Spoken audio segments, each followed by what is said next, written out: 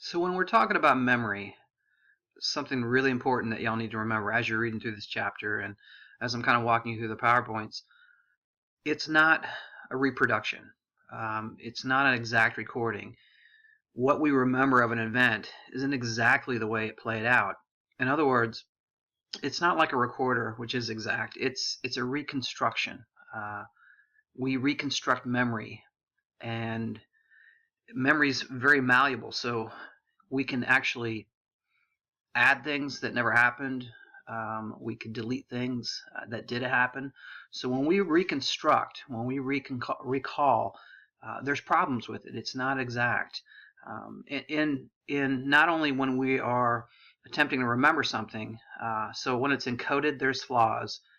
When it's retrieved, there's flaws. So as much as we rely on memory, and as awesome as it is, I mean, it really works for us well. There's problems with it. We have to keep that in keep it in mind as we kind of walk through this info. If you look here, you've got retention of information or experience over time as your basic definition of memory. Encoding, storage, retrieval, all important processes that go on within that.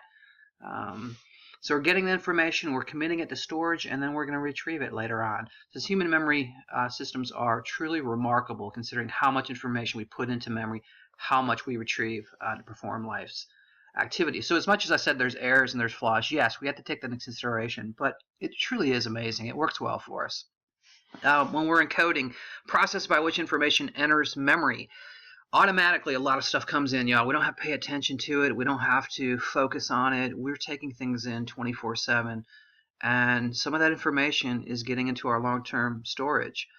With effort is better, obviously, when we're going to try to pay attention to something. As you can see, levels of processing. How deeply are we going to process it?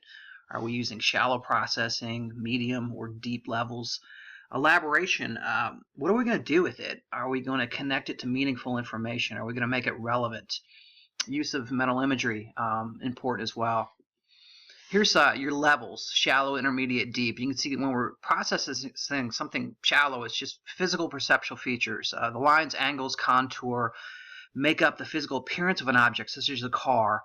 Immediate stimulus is recognized and labeled, so we can figure out, what kind of car it is, or it's recognized as a car, a truck, a motorcycle, whatever. And then semantic, meaningful, symbolic is the deep part.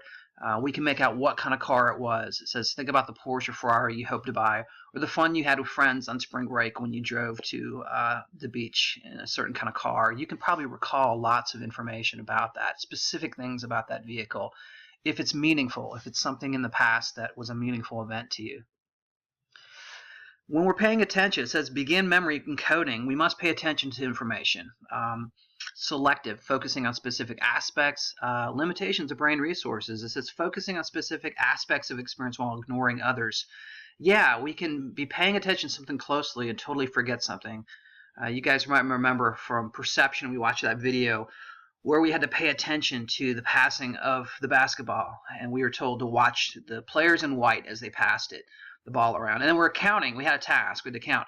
We totally missed the moonwalking bear.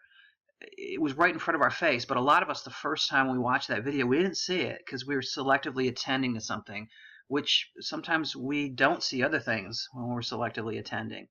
Divided attention, attending to several things simultaneously, involves concentrating on more than one activity at the same time. If you're listening to music or the television while you're reading this chapter, you're dividing your attention, which we can do, but it doesn't always lend itself to really memorizing something well. Sustained attention is just being able to keep attention for a prolonged period of time.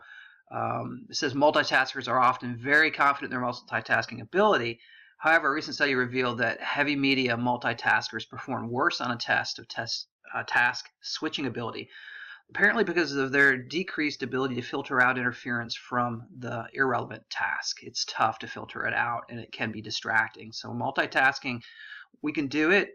We just got to remember that something's got to give. We cannot attend to multiple things and give it our full attention that's needed simultaneously. Can't do that. Sustained attention, I think 15 minutes, 20 minutes is, some of the studies indicate, is the longest you can pay attention.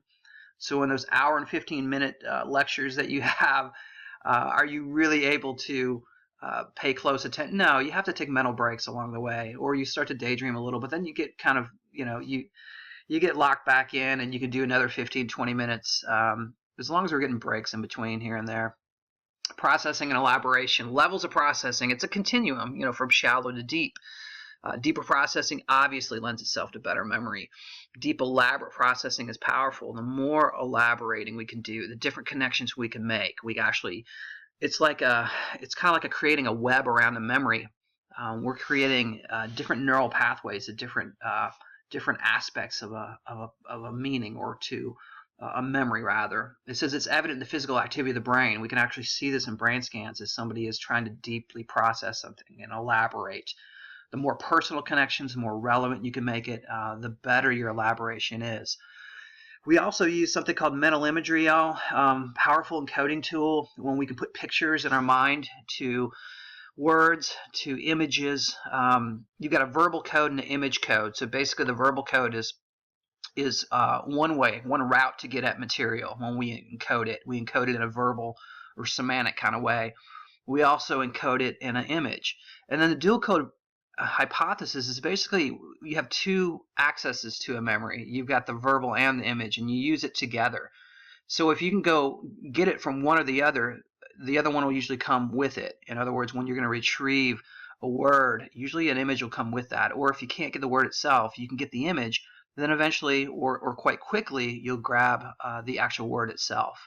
It says mental imagery entails visualizing material that we want to remember in ways to create a lasting portrait. Self-referencing up here in the purple, y'all, this term right here, relating material to your own experience. Very effective way to elaborate on information, drawing mental links between aspects of your own life and new information. So anytime we can self-reference, y'all, and that's making it personal, making it meaningful to me. And I know, hey, listen, when you're working math problems or you guys are studying a particular subject that is not real interesting to you, it might be much more difficult to self-reference. But if you can find ways to do it, it's really, really helpful and being able to not only commit things to storage, but be able to retrieve them later. Memory storage, y'all. We're going to talk about the Atkinson Shiffrin theory. There's another one, but I'm not really going to go into it in this PowerPoint. But I want you to be familiar with Atkinson's Shiffrin theory. It's short-term or sensory memory, short-term memory, long-term memory, and this is a picture of it. You can see things. We detect things. We hear things. We smell things. We taste things. We're able to keep it in our sensory memory for a portion of time. If it's meaningful and if it's something we want to commit to memory, we kick it into short term. And once it's in short term, we can keep it here by doing a little bit of rehearsal. In other words, going over the information, thinking about the information, talking about the information.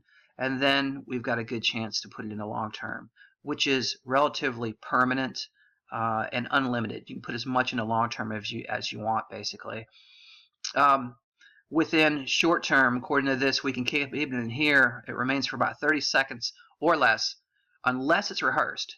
You can keep it there longer than 30 seconds if you're going over it. If you're writing it down, if you're going over it in your mind, you can keep it there longer, which does increase the odds of getting it to long-term memory.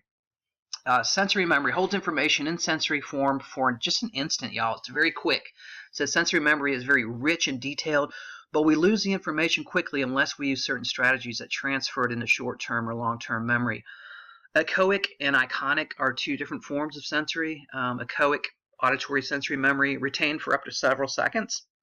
With iconic, it's the visual memory, only for about a fourth of a second. It's actually shorter than the echoic memory.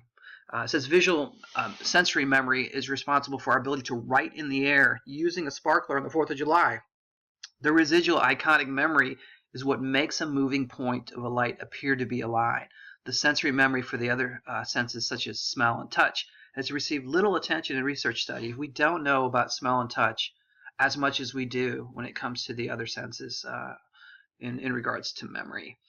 Short term, you can keep it 7 plus or minus 2 items. So you've got about a 5 to 9 amount that you can keep there, up to 30 seconds without rehearsing. Chunking, grouping information to higher order forms, or units rather. You guys, we chunk information. Think about how you remember your social security number. you don't say it sequentially, really.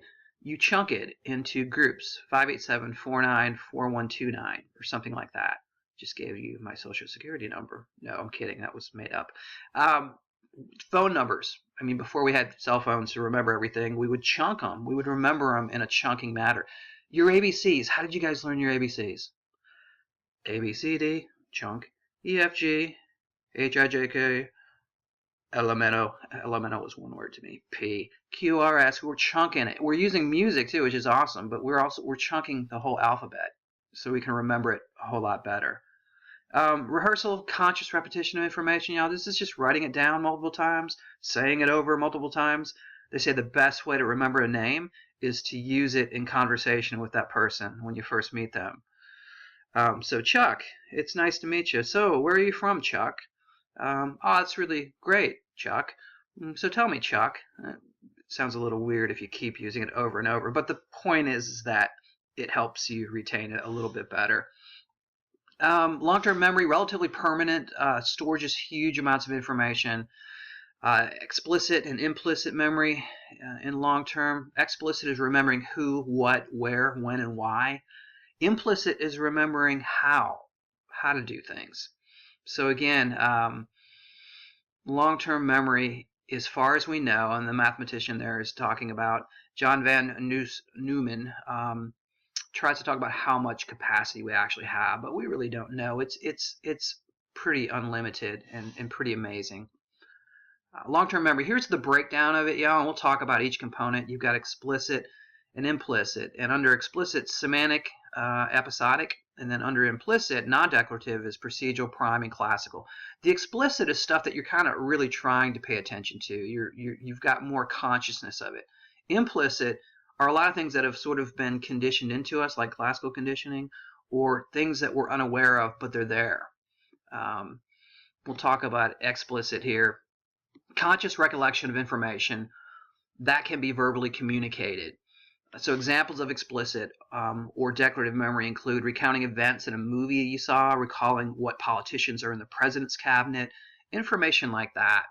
The perma-store, y'all, relatively permanent stuff. It says how well students initially learned the material was even more important than how long they had studied it. There's information that is retained for such a long period called perma-store information or content. Perma-store memory represents the portion of the original learning that appears destined to be with the person virtually forever, even without rehearsal. So perma-store is just there. I mean, I guess it's that significant, that important, that you don't have to use any type of strategy to get it firmly embedded into your long term. No, it's there, and it's easy to remember because it'll come up quickly. You're able to recall it very quickly. Episodic, autobiographical information about your life and people and places. Semantic memory, knowledge about the world. It says includes one's areas of expertise, general knowledge of the sort learned in school.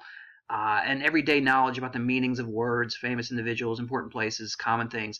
Semantic memory, y'all, is often, it's there. We can't always tell the source of semantic. It's kind of like, what is the capital of Mississippi? It's Jackson. What's the capital of Louisiana? Baton Rouge. But how did I remember it? Where did I first remember? I don't know. I can't tell you which class I learned it in or what person told me or did I look that information up. A lot of the semantic stuff we know, it comes to us, but we can't give you a source. It might give you an idea, but it's kind of hard to come up with. So it's kind of like we just know it. Semantic, we just know it. Here's your explicit declarative memory. Research by Harry Barik. He gave vocabulary tests to individuals who had taken Spanish in college, as well as to a control group of students who had not taken Spanish in college. The individuals chosen for the study had used Spanish very little since their college courses. Some individuals were tested at the end of an academic year, just after having taken the Spanish course, but others were tested years after graduation, as many as 50 years. This university where he taught, y'all, was just a place where they had a lot of alumni come back for reunions. So he was able to access those alumni and have them do this work. And you can see it drops down to about 50% after about 1 to 2 to 3 years. And then look, it remains constant. The memory, they can remember 50% of that course all the way to up to 50 years. as opposed to people that had not taken Spanish, obviously. So